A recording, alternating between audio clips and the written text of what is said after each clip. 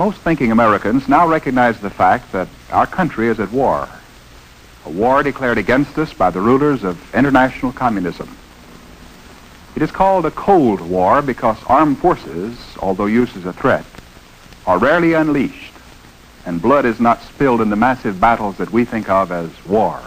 The communists realized that they could not survive the destructive force of an all-out conflict, so they adopt the Cold War tactic.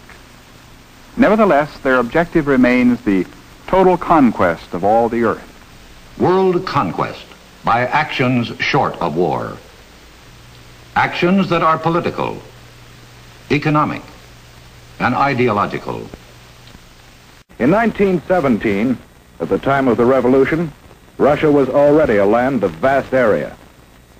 Soon after the end of World War II, Russia had occupied many new territories, bringing additional millions of people under communist control, and serving notice that Soviet Russia was now a world power to be reckoned with.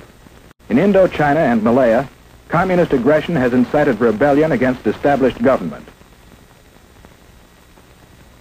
In France, communist aggression has fomented strikes against essential industries in attempts to discredit the free government. In Iran, the communists have incited rioting and have preached hatred and distrust of the Western nations.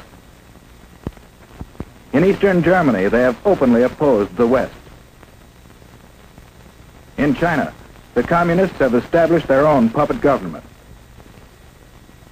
In Korea, communist aggression has come into actual combat with forces of the United Nations. And with the most deadly of all weapons available to the Russians, no peoples in the world can feel secure against this aggression.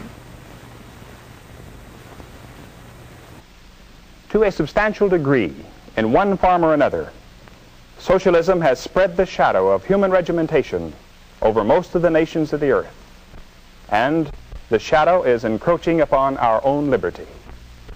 The communist fifth columnists among us are working for world dictatorship.